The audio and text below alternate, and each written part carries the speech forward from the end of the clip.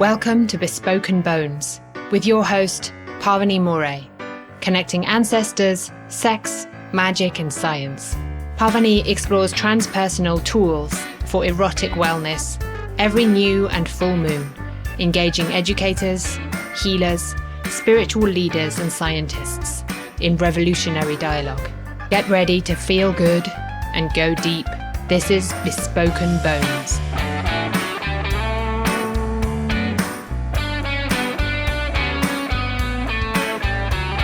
Hey, welcome to Bespoken Bones, Ancestors at the Crossroads of Sex, Magic, and Science. We're in the business of healing trauma, connecting with our roots, and developing radiant erotic wellness in past, present, and future generations. And I'm your host, Pavini Moray. And today, I'm so pleased to introduce you to Marisa Taborga Byrne. Marisa, or Sasa, is a light bearer for the global sexual healing revolution. Her soul work is to provide holistic sexual education and healing opportunities, especially for survivors and youth. As an incest survivor herself, she walks the path of integrating self, ancestral, familial, and community restoration. Pachamama, choosing faith over fear, and radical love are her greatest teachers. Sasa is a ceremonialist, rite of passage facilitator, and nature connection guide.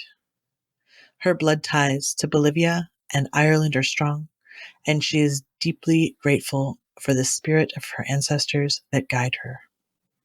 And for more information about Marisa, you can check out the youthpassageways.org website, or you can find her on Facebook, which is Marisa Taborga Byrne, Byrne on Facebook, and it's Marisa, Marisa. So, Marisa, welcome.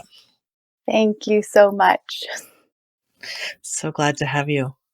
And I'm just wondering if you might like to start with a prayer. Wonderful. Thank you. Calling out to Pachamama, calling out to the spirits that are around us and guide us. And deep gratitude. I thank you for my life. I thank you for this life. I thank you for this breath. I thank you for the beauty and the wonder and the magic that surround us. And it's such a powerful thing to be walking this path. And I pray that we are guided, and I pray that we are continue to be liberated. And I pray for this global sexual healing revolution. Thank you for your guidance. Hayaya. Hayaya. So, I'm just curious, Marisa, if we might start. I know you have a really deep and profound relationship with your ancestors. And I like to start on a personal note of just, can you share a story about a time that you've connected with your ancestors, or a way that they've made their presence known in your life, or something magical that's happening, just some way that you have connected with your ancestors? Yeah. Thank you. Yes. So it was on the island of Hawaii after I had gone on a solo adventure to South America, seeking my truth and my soul, reclaiming my life. And I had discovered what a vision quest down there. And because of a volcano beginning to erupt a few kilometers away, I was unable to do a vision quest down there in the Andes. And so I had this desire that was living in me to be alone, because alone in that time alone in the Andes, I had found this deep love of self for the first time at 23 years old. And I had faced my biggest fear of my perpetrator. And I wanted to deepen into that and be held in a container by my community. And so I sat with that desire, and in Hawaii, I got that desire fulfilled. I worked for this organization called Pacific Quest, and that was helping at-risk young folks, quote unquote, so many of our young folks are at risk, helping young folks connect to nature, connect to themselves. And I got to lead a week-long rite of passage for them in this time of connecting to ceremony, connecting to their ancestors. And it was a really powerful time for me to give back in that way. And through Pacific Quest, they also offered fasts or vision quests for their staff. And so I applied and I got accepted, and I spent 3 days out on Camilo Bay fasting in nature after being sent out in the ceremonial way. I was sent out with an intent statement of who I was claiming to be, and it was a really powerful time. The big island of Hawaii is a beautiful, wild place and rough, and Pele's energy is so strong there. And the the lava there, that's so sharp and hard. And it makes life, it brings life so present, our fragility and the wonder and the sharpness of life. And I had an incredible time. I was so grateful to be alone in those times and to sit with myself and to sit with who I really, what parts of myself I want to bring out into the world. And I sat naked for hours, and I climbed a tree, and I found this, limb, and I found this masculine aspect of myself, and I had all these self-discoveries in that time. And on the third night, our group was invited to stay awake the night and sit with spirit. And I lit a fire and I began facing the West. And I was taught that the West represents the grief, the loss, the trauma, the shadow.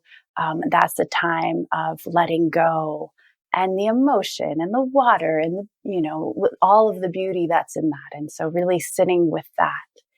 And I sat with the fire, and I sat with the fire, and I got so sleepy, and I started to lie down, and I saw a vision of this beautiful abuelita with long gray trenzas, braids. And she said, "Girl, wake up. You need to tend the fire." And I woke up immediately, and the fire was going low. And this happened 2 more times, just hearing the voices and seeing that presence, this glowing presence sitting across from me in the fire. And I felt my ancestors in that trip to South America, to the Andes. And this was the first real visual encounter that I had. And it affects me. My abuelita, I call her Sasa. I feel like that's where my name comes from. I named myself when I was young because I couldn't say Marisa or Marisa, and so I feel like this is my abuelita, my bisabuelita from a long, long time ago. Thanks for listening. That's the story. Yeah, lovely. I mean, I think it's interesting of just how the energy, like the volcano energy of the Andes and of Hawaii was like almost like a portal for your people or something. Like there's some connection, right? Of being able to access. Yeah, I mean, it's definitely something that I've found. I just moved to the Southern Appalachians, and when I lived here many years ago, like I felt just deeply at home. And then when I went to Scotland on a pilgrimage for the first time, which is where my people are from, I was like, oh, I get it. It's because like the land is so similar, right? And I think that there's, in this beautiful story that you just shared, there's a power in, even if we're not on our ancestral lands, or we can't be because of whatever reasons, being in environments and on land bases that are like, there's something that resonates inside of us, right? It sounds like there's something that woke up inside of you, and your abuelita was able to be present with you. Yeah. Absolutely. Absolutely. I love that you shared that, because I feel that so presently, at in lakes, and yeah, there is just a familiarity to places I've never been to, Mm-hmm. that share those places that my ancestors, very much likely were a part of. So yeah, thank you for that, Ty. Mm-hmm. Yeah. I mean, it's like that thing about how doing the things that our ancestors did help connect us to them, right? Mm-hmm. Like eating their food, singing their songs, saying their prayers, doing their rituals, doing their dances, like all those cultural pieces can help these kinds of more transpersonal experiences to be present. Mm-hmm. Yeah. Yeah. That's great. Well, I want to talk to you a little bit about healing, and healing in particular from sexual trauma. I'm also a survivor of incest, and just curious a little bit about, like, what's it like to be on your path as you've done that work? Thank you. Thank you for that question. It's been a big journey, Pavini. It's been a Yeah, big journey. It is, right? tell me about it. It's had all of it, the horror, the beauty, the drama, the loops, the regression, and then the flying. And I guess where I'll start is that I've always known that my story, I wanted to make, because of what happened to me when I saw this happen to one of my dear friends in junior high. I knew that I wanted to stop future harms from happening, and that this was not right. And so from my time as a survivor at 12 years old of incest, um, I walked the path, like, how can this be for the greater healing? And it's been, the most difficult things that I've found are finding resources and finding mentors along the way who have called out, who are willing to help steward these paths, these questions. I've looked, in my 20s, I looked for years, for different retreats, different places that offered recovery or um, different healing opportunities, and didn't find any, or found them that were very hard to access and accessible because of money or timing. And it was such a great sorrow, and holding the silence was so hard. And I don't know what happened. I kept having faith that there would be something, and kept searching and kept searching. And so I mentioned this trip to South America, and in that trip, in that journey, when I came back to Bolivia, when I went back to Bolivia and stayed with my family, for the first time in 14, 15 years, since the incest occurred, I realized of the huge disparity between men and women down there, and between the different, classes, and the indigenous populations with the mestizo. And I, I knew there had to be something that I could do. And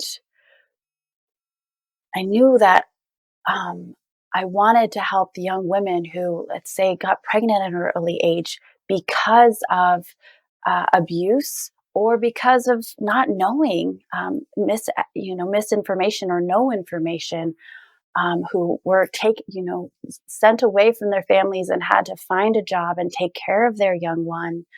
I wanted to find a place for them to flourish. Wanted a safe place for them. And so when I came back to the United States, Turtle Island in 2009, I sat with that question and I realized I wanted to build a girls' home and healing center for those women. And I got the advice of, well, great, you want to build that home, but what's needed?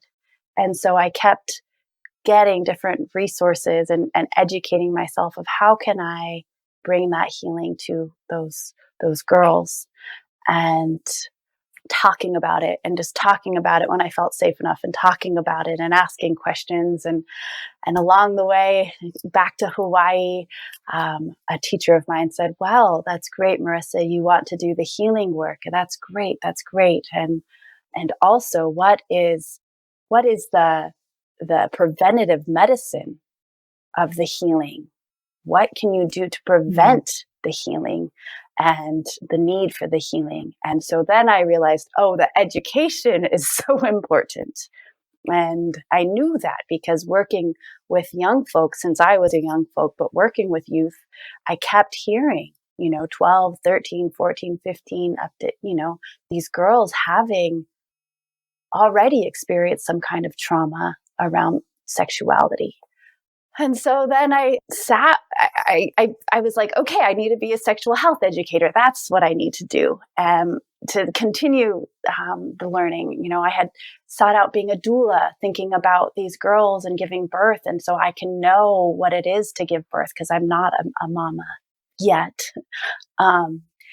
And so I took these different, learning about women, and finally like changing my mind about patriarchy, and trying to unlearn all of these structures, oppressive structures that had been in place.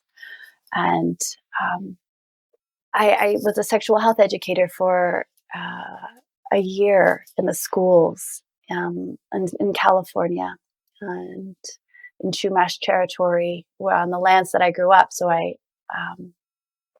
and I found there that the education was good. It was a good start, but it was almost comparable to the DARE program, where the DARE is so fear-based and don't get pregnant, don't get STIs. And there was nothing about consent and nothing about real intimacy and relationships and care for one another. And teaching sexual holistics or sex ed in the classroom was really healing for me, and that I was able to hold space for young folks and their questions. And so we offered anonymous questions, and we just really allowed them to express themselves in a way that our society does not allow sexuality to be expressed. What I'm hearing is that your own healing, the winding of your personal and your professional work, right? That your healing has taken the course of not just healing for the sake of your personal healing, which some people might do, right? Just do their own personal healing. But your healing has taken on the meaning that you've made out of it is around collective healing. Yeah. Right. Yeah. And I think, that the both are so needed. I mean, I needed those safe places to go, and I just didn't find them where there is a survivor only group, and I did find one. I found one group therapy that was amazing for me when I was about 21 years old, and that was awesome. And yet, older than that, I was unable to access it for many reasons, but most of it just not being accessible. There's not being those kind of groups out there, and so I realized I had to create that. And so with holistic sexual education, I had to create that, and I actually had to educate myself around what is sexuality, what is holistic sexuality, what is and create these healing experiences, like this healing retreat. I had to create a place where survivors could be, and I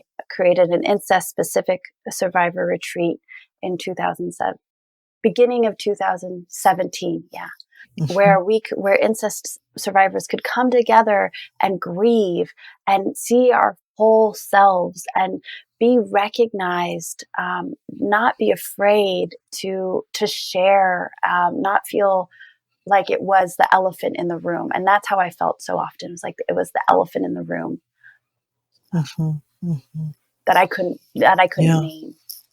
It's interesting. What I'm hearing is that you became the person that you needed. And I really resonate with that. I feel like I've also become the person that I needed, like, and couldn't find, right?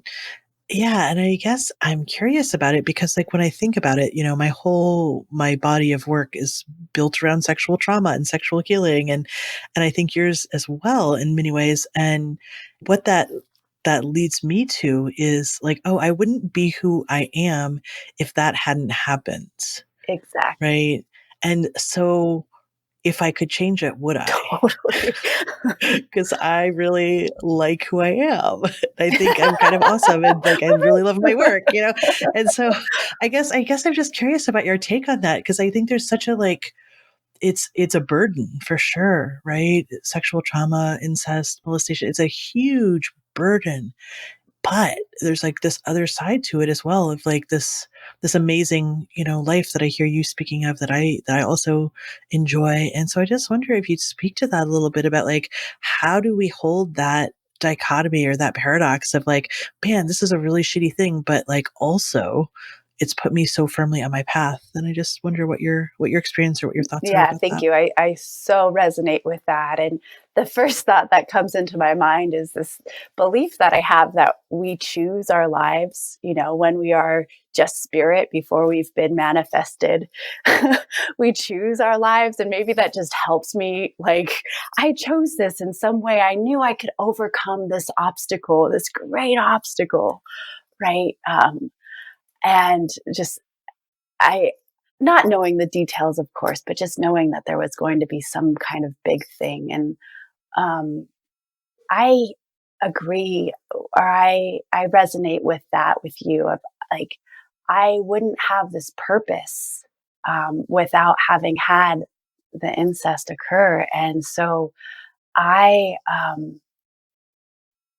see that it's just so needed, and to speak out and to be a vessel of healing. And I'm so grateful for the abundant love that I've had in my life and nature, and really some strong guides, spiritual guides that have ushered me into understanding the depth of life, the shadow, the light, the all of it. And I've had great mentors along the way that have helped me sit with my shadow and sit in that really ugly, hard place that I can get to. Yeah. Do you want to talk about any of those guides? Yeah. One of them, I'm so blessed to be at her dwelling place. Gigi Coyle has been an incredible guide, and her working partner Orland Bishop. And since my 30s, I've been in relationship with them, and they understand. Orland especially has helped me understand that there's two ways that you can give. You can give from, well, there's many ways, right? But the ways that he related is you can give from the wound, or you can give from the gift that came from the wound. And when you give from the wound, it's painful. And when you give from the gift, it's abundant and flowing. How do you do that? I'm just How curious. do I do that? How do you set your sights on giving from the gift? Like, what's It's the like, actual do I want to practice? do this? It's sitting, right? Do Pleasure. I want to do this? Is this actually serving me? And is this serving the greatest good? Because sometimes I'll do it if it's not serving me, but serving the greatest good, and it needs to be done, I can do it, right? And that's like that's a little bit Right. more fulfilling.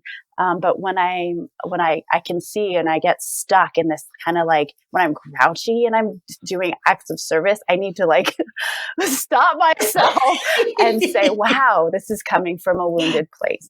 Yeah, that's hard. That's terrible, actually. Yeah. Yeah, totally. Okay, so that makes a lot of sense. So really stopping and asking yourself, like, is this what I want to be doing? Does this feel good?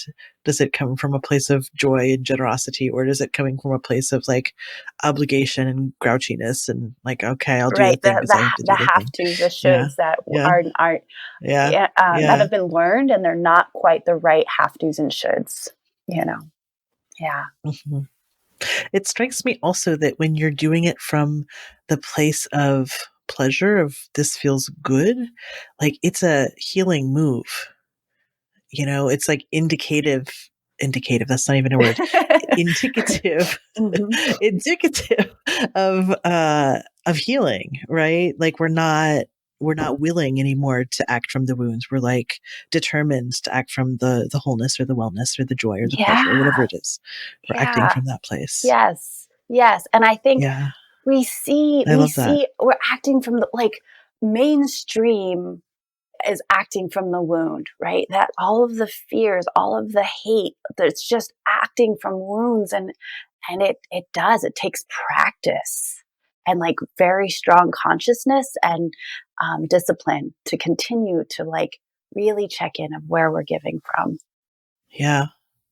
Yeah. It strikes me that might be, one of the unexpected blessings of survivorship, of healing, of sexual trauma is that thing of like that skill of discerning, right? Of like, yeah, am I willing? Because I kind of how I hold it is I get to have a well intact sexuality. I don't get to have a sexuality that's not impacted by the trauma. That ship has sailed, right?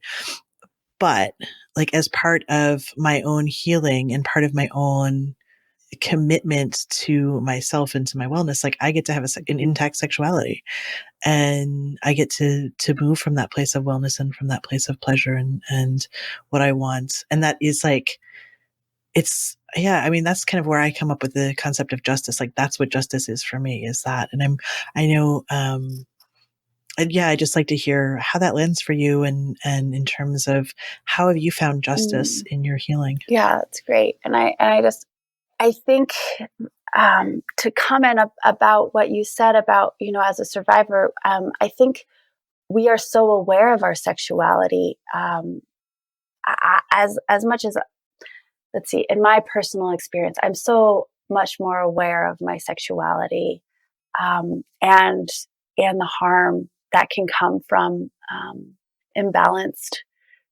sexual needs or the challenges around sexuality. And I think what I've seen is in working, because I'm a rite of passage practitioner myself, and I work with ceremony, and I want to bring a holistic sexuality to our young folks, like globally. And I want our mentors, my colleagues, to be able to hold young folks' sexuality. And I want our young folks to have safe adults to talk about these things with. And when I bring that to adults, there's just so much baggage. And when I bring sexuality young folks, there's just so much excitement and so much like that creative energy, right? And I realized, I just realized like there's so much work for adults to do so that we're not putting that baggage on our young folks. For them to help to carry that, I felt like I was given, baggage. And so just that's where my mind went with that. And I think that is a part of restoration, right? Restoring our wild, natural selves, our connection with our nature, connection with our pleasure, connection with our bodies, this very innate, natural thing to love, to find sexual pleasure, to find, as infants do it, it's like just such a part of us. And I think that is justice when we can be tied back to our natural selves. Oh yes. Yeah. Yeah, absolutely. 100%. another, Yeah. For me, what I found, so I didn't speak to my perpetrator for about 12 years. And when I came back into contact with him, it was by consent. And because this is a very close family member of mine, and I knew I needed to be there for his kids, and I needed to restore that relationship. But I didn't address the perpetration. I didn't address the trauma, the harm that he had caused for years. And I couldn't, I was silenced again. Right. And I met this woman, another mentor and dear friend of mine, Kruti Parekh, who works in LA with youth who have been incarcerated, who are in the streets.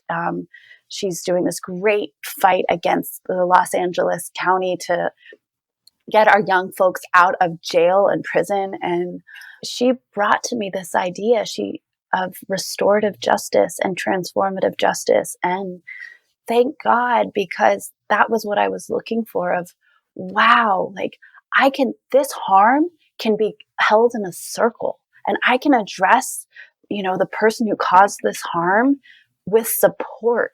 And it's actually best for the community, because what is ailing one person, everybody ends up carrying, right? And it affects the whole community. And in my case, my whole family.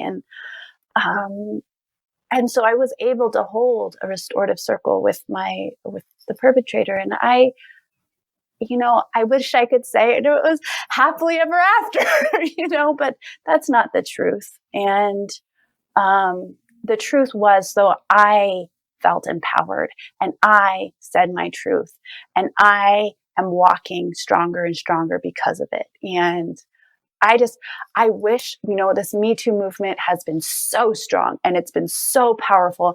And I think it's exposed a deep wound, and we don't have the salve to heal the wound. It's infected, right? And it's like, I wish that we had restorative circles popping up all over the United States. Not to say that the person who's caused harm should not take accountability or should not have some way of repairing the harm. But I don't think that just outing people is the way. I think that we need to come to agreements of how,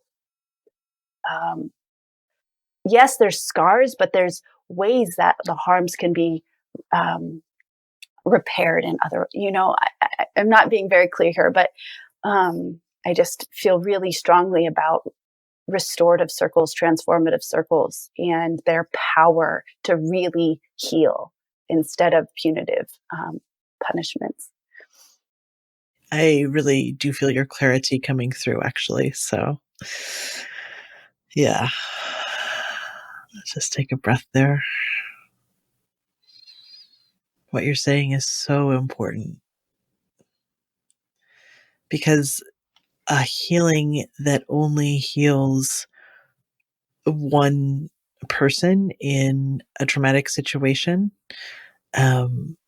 leaves trauma, right? It leaves stuff that's going to be passed on to that person's descendants, because like when we create harm, we also create trauma for ourselves, right?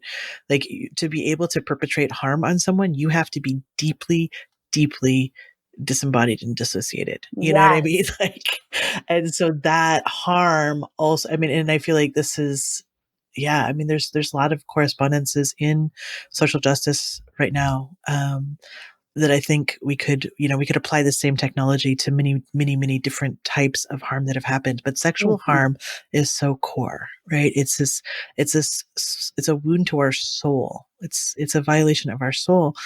And there's something to me when I hear you say that about the restorative circle, that you held with your perpetrator. Like what I really hear is like, oh, you were willing to dismiss my humanity, but I actually am not willing to dismiss yours.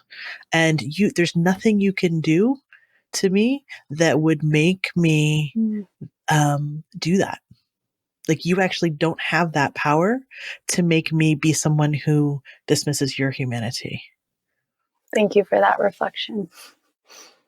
Yeah, and that's so true, right? We all, like, exactly what you said. I can't, I mean, if we come from a place of love and we come from a healthy place, how could we ever cause harm on one another, Totally. intentionally, Yeah. or like, how could we do that? And so, yes, the pain, the trauma goes back so many generations. And I think that's why my ancestors are so close at hand, because they want to be healed too. Yeah. You know? Yeah. Yeah, I mean, it's interesting because I don't want to conflate justice with forgiveness, which I think sometimes happens, right?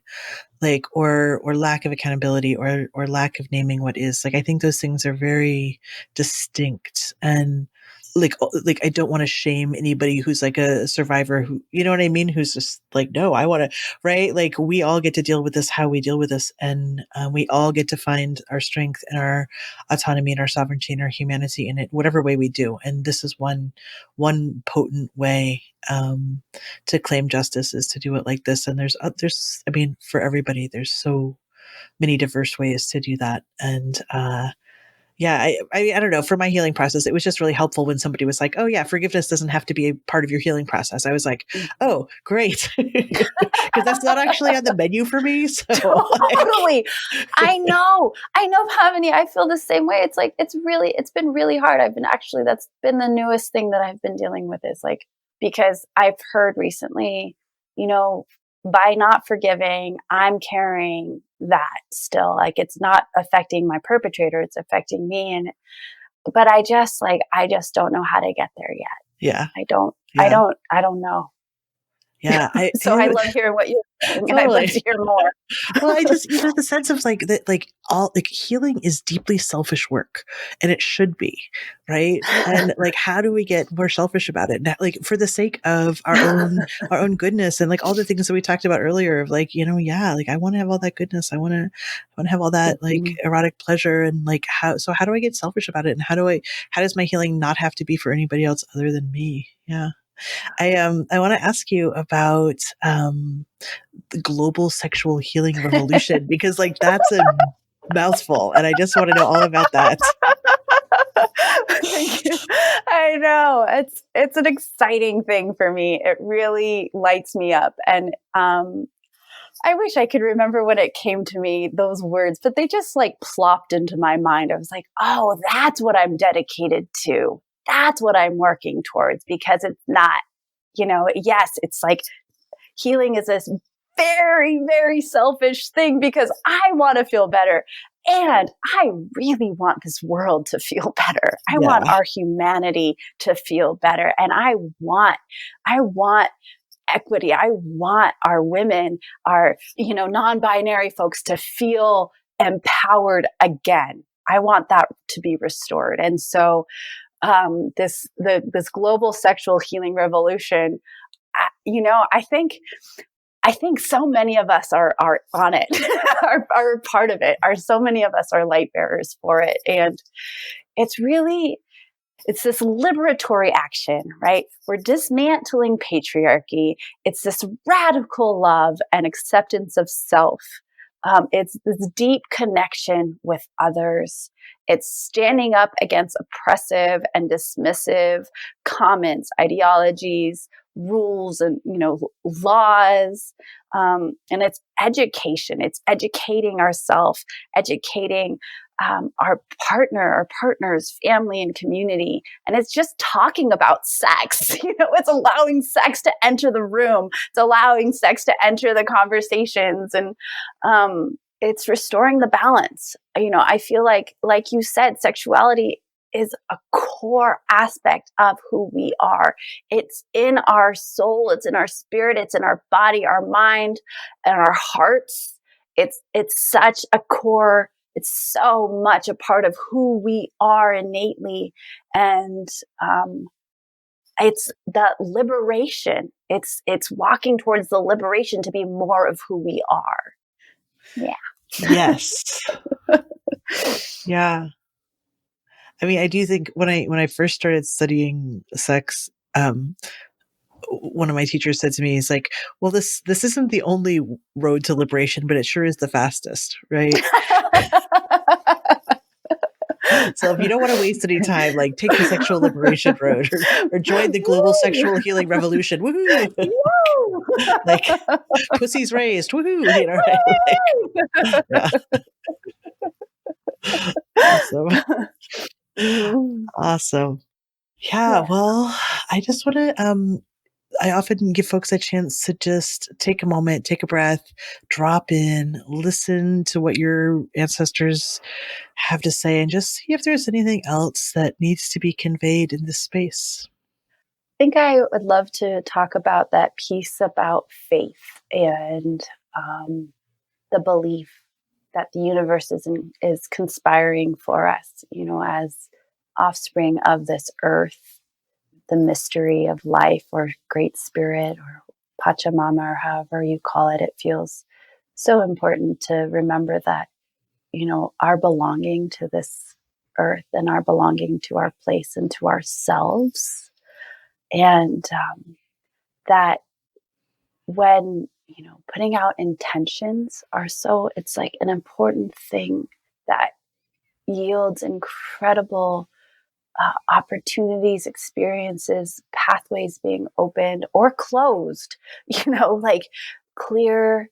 It offers direction. It offers that guiding star in the night, and taking time to see the magic, to see the wonder of this life.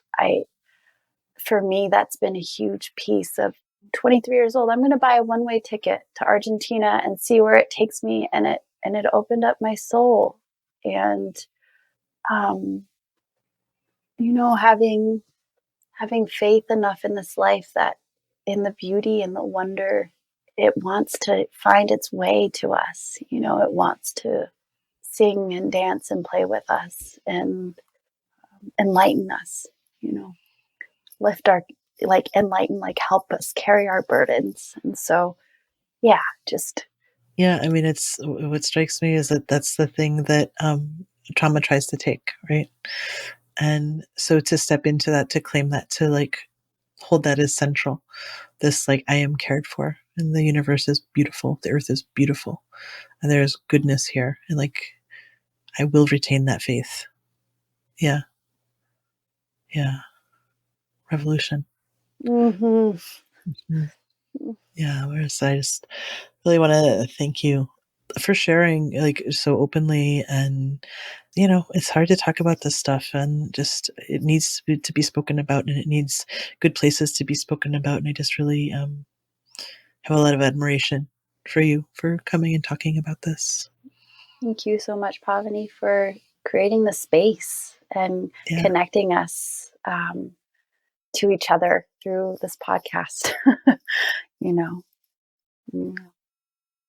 So, Marisa, I hear that you have lots of exciting projects in the works and that folks might want to stay apprised of, and they can do that on Facebook.